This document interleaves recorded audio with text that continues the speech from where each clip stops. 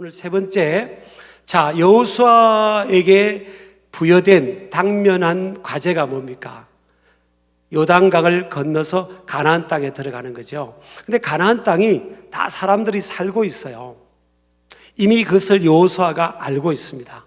여호수아는 40일 동안 그 가나안 땅을 탐지를 해보았기 때문에 가나안 땅이 어떤 지형을 이루고 누가 살고 있고 그 땅에는 어떤 열매를 맺는 나무들이, 과일나무들이 있고 하는 것을 다 알고 있었어요. 여호수아에게 당면한 과제가 뭐냐? 전쟁입니다. 전쟁.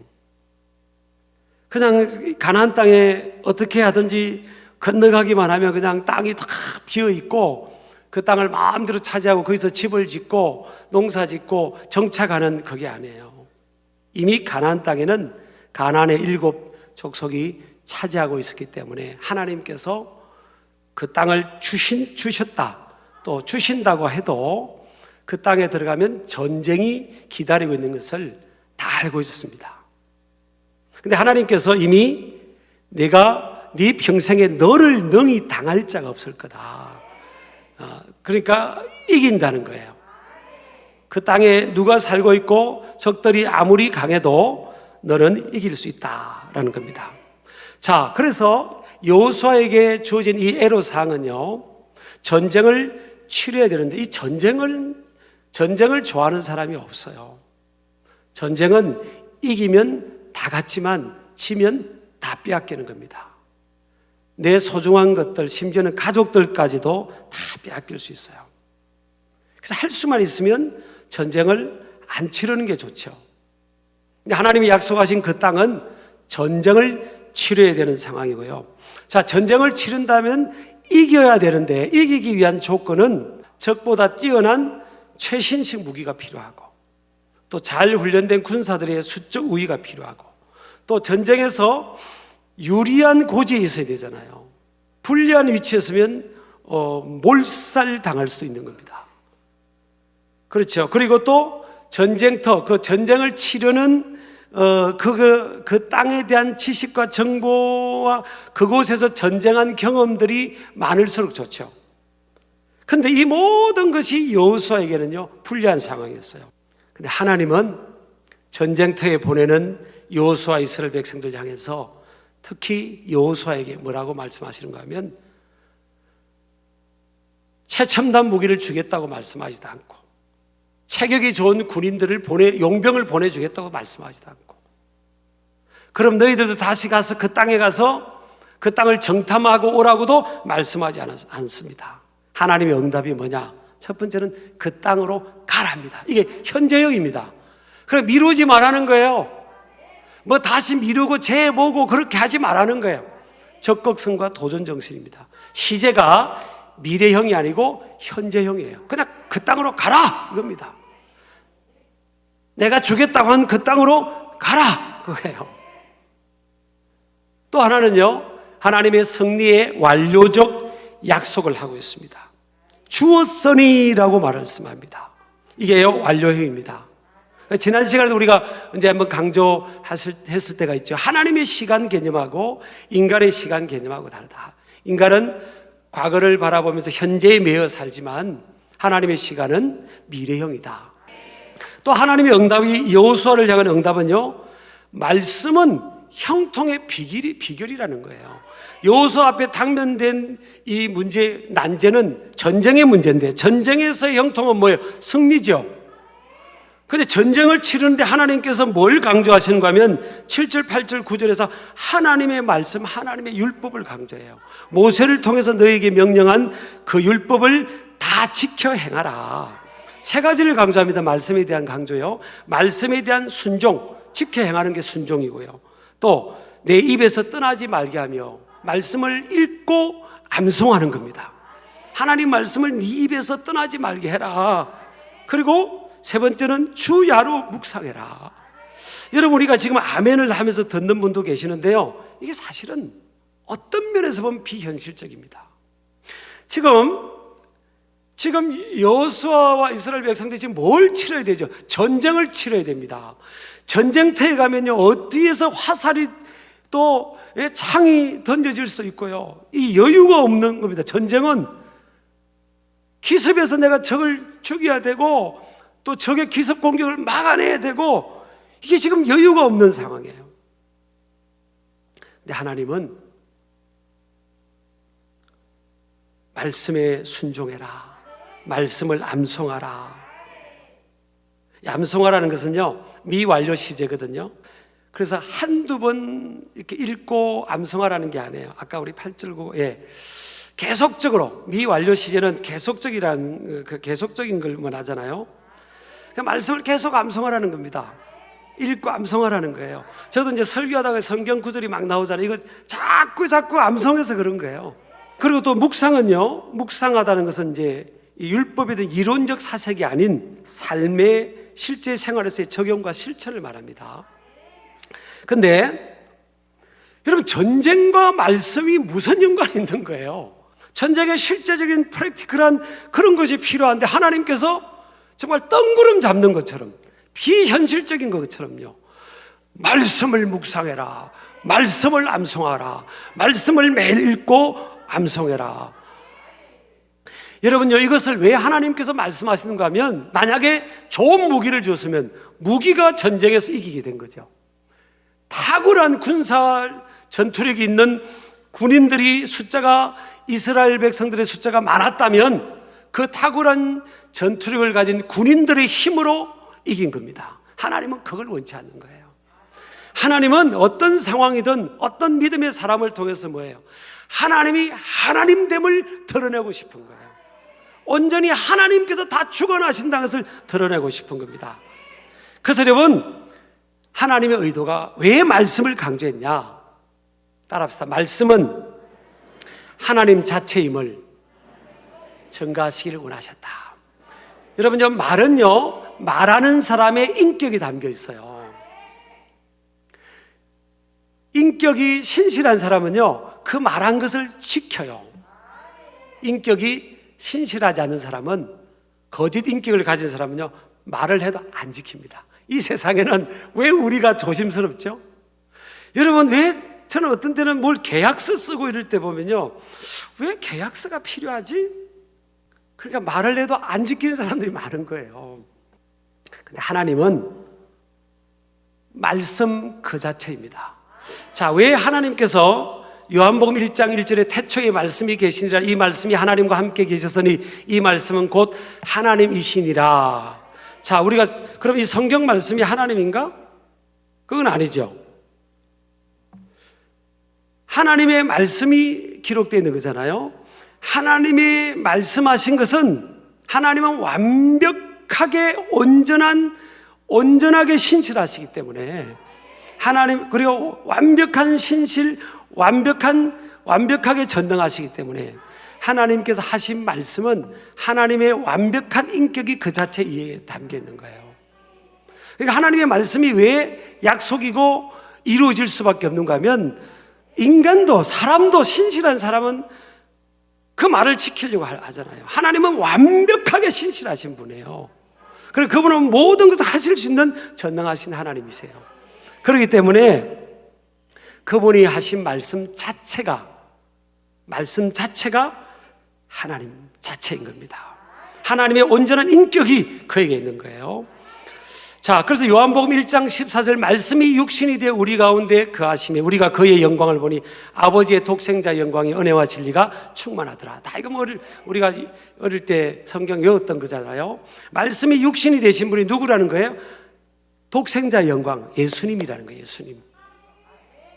그러니까 예수님도 완전한 인격이기 때문에 예수님의 말씀 자체가, 예수님의 말씀이 예수님 자체와 같은, 예수님의 인격, 완벽한 인격 그 자체라는 거예요. 그러니까 주님의 말씀은 그대로 이루어진다는 것을 하나님께서 그 현장에서 분리하고, 어떻게 보면 비현실적인 그 상황에서 그것을 이루심으로 말미암아 하나님께서 어떤 분이라고요? 두 번째 보면 역사의 주관자가 하나님이시라는 것을 증거하고 싶은 겁니다. 믿으시기 바랍니다. 자, 그러면요, 다시 돌아갑니다. 전쟁의 상황에서 말씀이면 충분한가? 말씀이 뭐라고요? 아까 인격이라고 했죠. 따라합시다. 말씀은 인격이다. 그 다음에 말씀은 능력, 파워다. 말에는 화자의 파워가 있습니다. 그래서 여러분, 이 말로 사람을 살릴 수도 있고요, 죽일 수도 있습니다. 나는 우리 사회가 살리는 언어가 일반화되기를 축복합니다. 특히 우리 믿는 사람들은 사람은 사람을 살리는 언어를 해야 됩니다. 남을 죽이는 언어를 해서는 안 됩니다. 요즘 보면 막 댓글로 막 욕하고 비난하고 다 죽이는 언어입니다. 그거 다 죽이는 언어예요. 우리 믿는 사람들은 그런데 가담해서는 안 됩니다. 오히려 살리고 축복하고 격려하고 용기를 북돋워주고 그렇게 하기를 축복합니다. 자, 하나님께서 자 보세요. Let there be light. 빛이 있으라. 빛이 존재하게 됐잖아요. 하나님의 말씀한 그것은 뭐예요? 그대로 리얼리티가 돼버린 거예요. 흑암이 깊은 그 가운데서 하나님이 빛이 있으라니까 빛이 존재하게 된 거예요. 그래서 하나님의 말씀은요, 모든 것을 하실 수 있는 하나님의 능력인 줄 믿으시기 바랍니다. 그래서 우리가 뭘 믿냐? 우리 믿음의 근거가 뭐가 되어야 되느냐? 하나님의 말씀이 되어야 됩니다. 세 번째는요, 말씀 안에는 뭐가 있다고요? 하나님의 의지, 뜻. The will of God. 하나님의 의지가 담겨 있는 거예요. 자, 그 땅으로 가라. 너를 당할 자가 아무도 없다. 그건 뭐예요? 하나님께서 이기게 해주겠다는 거예요. 가나안 땅을 하나님 백성들에게 주겠다는 하나님의 뜻과 의지가 담겨 있는 거예요. 우리 하나님 말씀 안에는 뭐가 있죠? 하나님의 뜻, 의지가 이 속에 담겨 있는 겁니다. 그래서 하나님의 말씀 안에서 우리가 말씀이 가는 쪽으로 간다는 것은 뭐예요? 하나님의 뜻 안에서 살아가는 거예요. 하나님은 말씀을 벗어나서 하나님의 뜻을 이루지 않는 거예요. 어떤 때는 하나님의 뜻을 주관적으로 이해하지 못할 때가 너무 많잖아요. 그럴 때는 객관화를 통해서 내가 주관적으로 느꼈던 하나님의 뜻이 이 객관화로 검증을 해봐야 돼요. 그게 뭐예요? 말씀이에요. 말씀. 하나님 말씀이 없는 것대로 역사하지는 않거든요. 자, 그 다음에요, 말씀은 완성입니다. 완성. 하나님 말씀은 약속이고 약속은 완성, 성취입니다. 반드시 하나님의 말씀이 이루어져요. 그래서 역사는 지금 어떻게 진행되고 있냐? 여러분, 하나님이 말씀하신 것을 따라서 역사는 이루어지고 있어요. 그래서 여러분, 우리가 무슨 대단한 예언의 은사나 선지자가 아니라도 하나님의 말씀을 잘 살펴보면요, 아, 앞으로 역사가 이렇게 가겠구나. 예수님이 오실 때까지 역사는 이렇게 진행되고 우리가 살아가는 세상은 이렇게 타락하고 이런 문화가 있을 것이나 다 기록되어 있어요. 성경에 다 기록되어 있어요. 믿으시기 바랍니다. 자, 그래서요, 하나님께서는 여호수아에게, 전쟁을 앞두고 있는 여호수아에게 그렇게 말씀합니다. 말씀은 따라합시다. 완벽한 내비게이션이다. 그러니까 말씀을 따라 살아가라는 거예요. 말씀을 따라봐라. 전쟁에서도 이기게 될 것이다. 그렇게 말씀하세요. 자, 우리 마태복음 4장에 보면요, 예수님께서 줄이셨을 때 사탄이 예수님을 시험했죠. 첫 번째 시험이 뭐예요? 돌로 떡을 만들어 먹어라. 네가 아들이면, 하나님의 아들이면 돌로 떡을 만들어 먹으라 그랬죠. 근데 예수님은 거절합니다. 떡을 만들어 드실 수 있는 능력도 있으셨고, 또 그렇게 해도 이해가 되는 상황이죠. 왜? 줄이셨기 때문에. 근데 예수님은 거절합니다. 그거보다 더 중요한 것이 하나님의 입으로 나오는 모든 말씀으로 살 것임을 주님께서 증명해 보이시기 위해서. 사람이 떡으로만 살 것이 아니요, 하나님의 입으로 나오는 모든 말씀으로 살 것이라. 자, 전쟁에서는 그 최첨단 무기, 상대보다 더 뛰어난 무기가 필요해요. 이것이 절박한 리더죠. 살아가는 현실에서는 먹고 사는 문제, 이 떡이, 이 먹는 것, 이 물질이 경제가, 뭐니 해도 머니가 우선인 것처럼 볼 수 있죠. 근데 하나님은 하나님의 입으로 나오는 모든 말씀으로 살 것이다. 여러분요, 하나님의 말씀을 멀리하면 인생은요 저주입니다. 저와 여러분이 살아가는 삶에도 끊임없는 도전이 옵니다. 사실은 예수님께 마귀가 돌을 가지고 떡을 먹어버리라, 이건 하나님의 아들이 이 땅에 오신 목적이 아니죠. 하나님의 뜻은 하나님의 아들의 권세를, 그 위엄을 하나님의 아들이 가진 능력을 통해서 세상에 증거하러 오신 게 아니에요. 온 세상의 죄를 짊어지고 십자가에 고난받기에 위해 오신 분이라고요. 그분에게는 하나님의 아들의 능력이 있었지만요, 근데 아들의 능력을 드러내면 하나님의 미션을, 하나님 뜻을 거부하는 거잖아요. 이게 여러분 편법입니다. 편법. 끊임없이 여러분 유혹이라고 해서 뭐 대단한 어떤 상황만이 아니에요. 끊임없이 우리에게 주어진 크고 작은 상황 속에서 하나님의 말씀대로 살 거냐, 하나님의 말씀대로 안 살 거냐, 네가 하나님 말씀 안에는 하나님의 뜻이 있는데 그 말씀을 따라 살 거냐, 그 말씀을 벗어나 살 거냐, 이 끊임없는 이 싸움이라는 거예요. 이 싸움이라고요. 이것이 유혹입니다. 여호수아에게 좌우로 치우치지 말라 그랬잖아요. 말씀대로 살아야 된다고 그랬잖아요.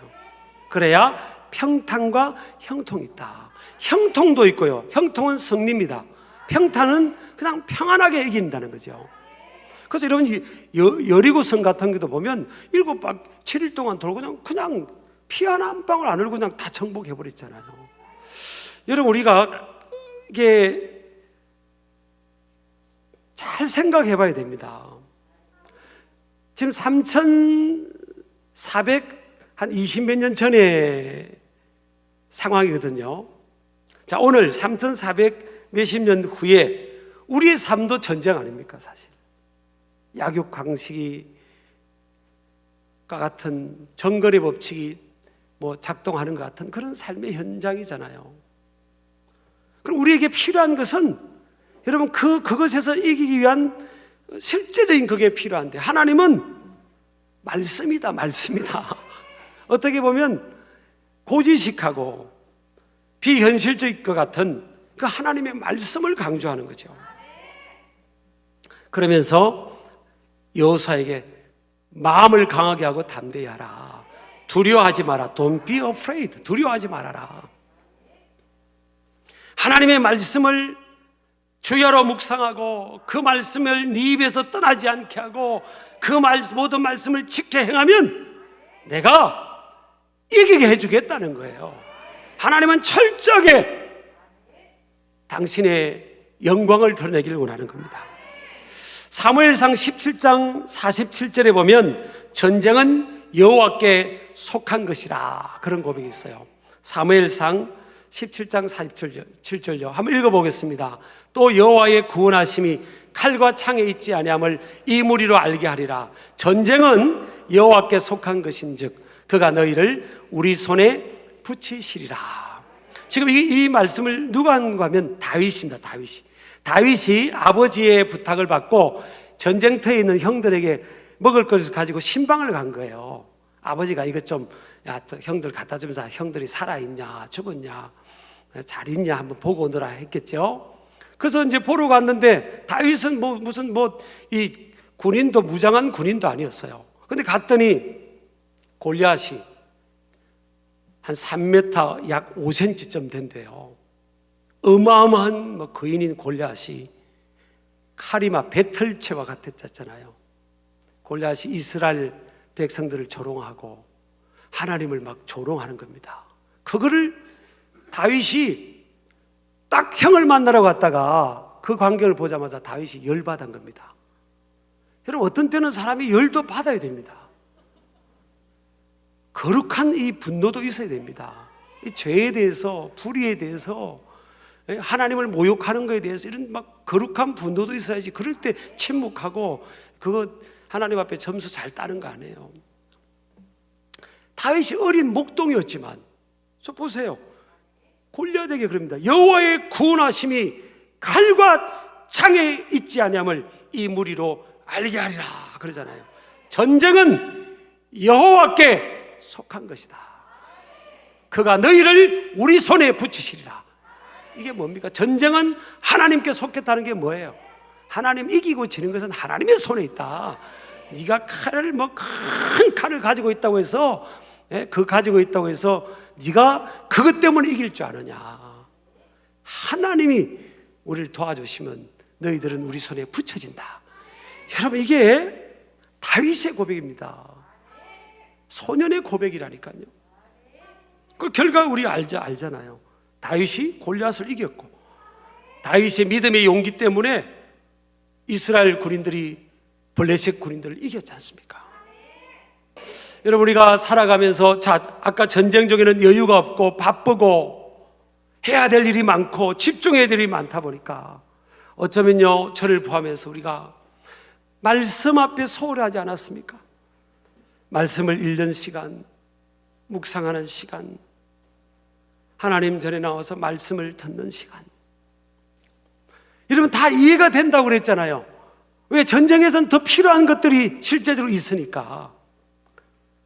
하나님의 관점에서 지금 우리에게 말씀하시는 관점에서 보면, 야, 그래, 왜 이렇게 우리가 고전할까? 하나님께서 강조하신, 삶의 가장 전쟁에서 우선적으로 강조하신 그 말씀. 그래, 우리 여러분, 우리 신길 가족들, 또 우리 하나님의 백성들은 좀 결단하면 좋겠습니다. 설교 한 편 듣고 말지 말고요, 약속의 땅으로 들어가는 이 마지막 단계 가장 중요한 게 뭐냐? 첫 번째로 말씀대로 살기입니다. 성경적 세계관을 이 세속화된 세상의 한복판에서, 전쟁과 같은 한복판에서 그래도 여전히 우리는 하나님의 말씀대로 살아가는 거예요. 그리고 매일 말씀을 묵상하고 적용하는 겁니다. 그래서 시편 1편 2절에 보면 여호와의 말 율법을 즐거워하여 그의 율법을 주야로 묵상하는 자가 복이 있다고 그랬잖아요. 그리고 말씀을 소리내어 읽고 암송하기를 힘쓰는 겁니다. 지금도 이스라엘 땅에 가면요, 사람들이 말씀을 소리내서 읽더라고요. 기도도 소리내서 하고. 네 번째, 강단을 통해 선포되는 말씀을 사모하는 겁니다. 오늘 7절에 보니까 나의 종 모세가 내게 명령한 그 율법을 그랬잖아요. 모세가 여호수아에게 말씀하신 그 율법을 하나님께서 우리 교회에 주시는, 또 이 땅에 주시는 그 하나님의 말씀, 그 말씀을 더 사모하는, 그러면요, 저는 확신합니다. 이 약속의 땅을 정복하고 승리하는 모습 될 줄을 믿습니다. 그러니까 결단을 하는 겁니다. 내가 아무리 바빠도, 내가 아무리 여유 없는 상황이 주어져도 나는 올 새해부터는 하나님 말씀으로 시작하고 하나님 말씀으로 마치리라. 매일 하나님 말씀을 묵상하리라. 그 하나님의 말씀에서 벗어나지 않으리라. 이렇게 결단할 때 하나님께서, 여러분, 전쟁은 하나님께 속해 있기 때문에 인간의 생사화복, 국가와 민족의 흥망성쇠는 여러분 칼과 창도 아니고요, 유리한 위치도 아니고 나를 도와주는 사람이 많아서도 아닙니다. 여러분, 착각하지 말자고요. 전능하신 하나님의 말씀이 굳게 설 때 그런 역사가 있게 될 줄을 믿습니다.